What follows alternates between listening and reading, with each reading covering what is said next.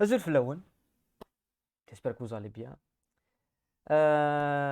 Miguel pour un nouveau débrief et un débrief du match Pays-Bas contre le Sénégal. Nini, c'est le match le plus équilibré depuis le début de la Coupe du Monde, hein. On a Qatar passé complètement à côté face à l'Équateur. L'Angleterre qui domine, mais d'une manière monstrueuse, l'Iran. Euh, Sénégal, ça a été un match équilibré. Ça a été un match équilibré dans la possession, dans les occasions. Le Sénégal n'a vraiment pas mérité la défaite, ni elle est vraiment cruelle. Mais les Pays-Bas, avec leur expérience, avec une nouvelle fois leur qualité technique qui a fait la différence, surtout au milieu de terrain, la sortie de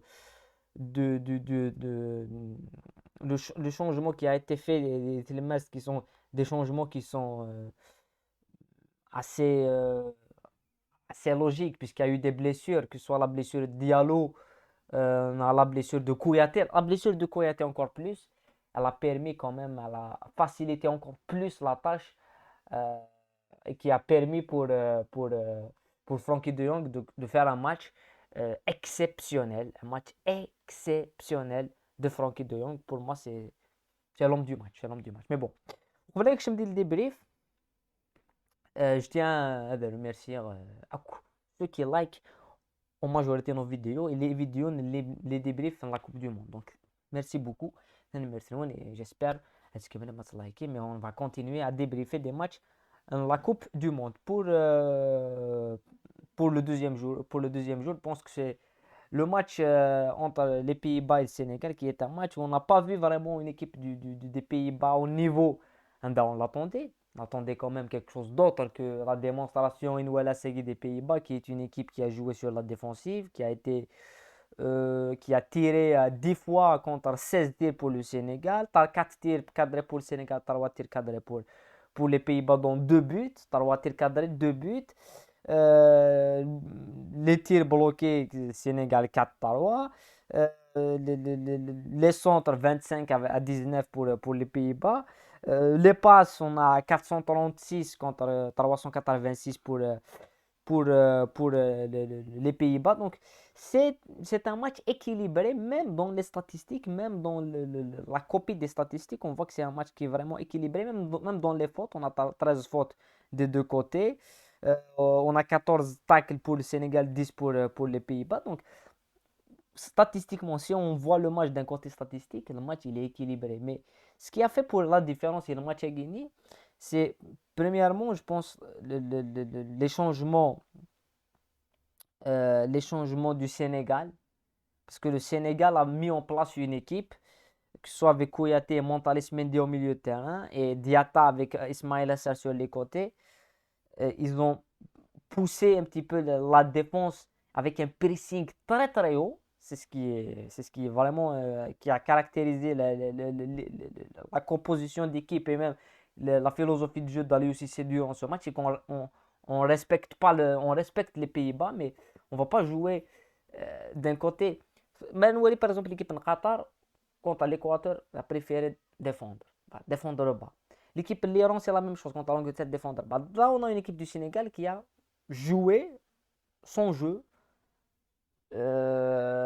pressing haut, très très haut, mettre en difficulté les axiaux, Delirte Van Dijk, mettre en difficulté Frankie de Jong dans la perception du ballon, avec des joueurs comme Kouyaté et comme Montalis Mendy qui sont très très durs sur les joueurs, et mettre en difficulté les attaquants qui sont Bergwijn et Jensen, avec des joueurs comme Abdou Diallo et Koulibaly. Voilà. L'équipe du Sénégal, elle a mené un petit peu l'équipe des Pays-Bas dans l'aspect et la dimension physique. C'est ce qui a empêché un petit peu l'équipe du Pays-Bas à poser un jeu et à démontrer quelque chose dans un point de vue purement footballistique. Mais d'un autre côté, la perte justement de Kouyaté au milieu de terrain et la perte de Diallo qui a fait un match monstrueux, Diallo dans le duel, dans l'impact, il m'a surpris de le voir à ce niveau-là. Et Cheikhou Kouyaté La perte au milieu de terrain, ça a permis plus de maîtrise pour l'équipe des Pays-Bas, plus de maîtrise pour un joueur comme Frankie de Jong. Et à la fin, le match puisqu'il était équilibré, se joue sur des détails. Et le détail le plus important du match à Guinée qu'il faut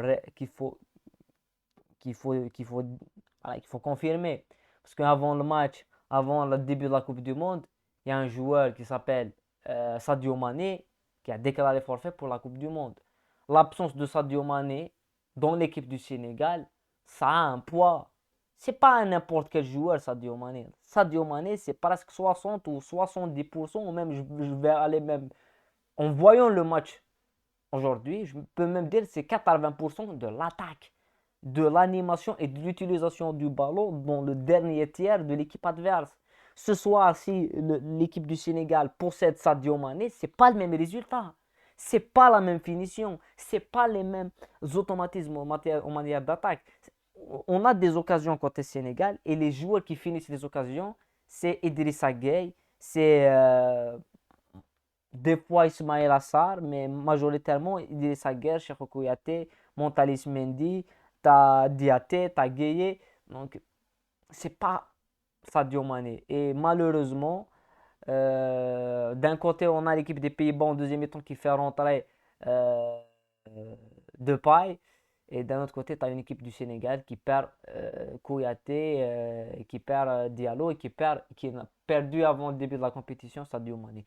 Donc c'est voilà, malheureusement pour le Sénégal, ça ne peut pas se faire. Voilà. Mais c'est un match qui démontre, on va attendre de voir le deuxième match entre les Pays-Bas et l'Équateur. Euh, Et si les Pays-Bas gagnent, enchaînent face à l'Équateur, parce qu'on a vu une très très bonne équipe de l'Équateur, mais est-ce que c'est pas que face à Qatar? Voilà. Si le Sénégal ils battent l'équipe du Qatar, la finale du groupe, ça serait Sénégal-Équateur. Ça serait un très très bon match. Mais malgré tout, on a deux équipes. Il y aura toujours le point Sadio Mané qui va revenir. Parce que qui va marquer des buts dans cette équipe du Sénégal? C'est ça le problème.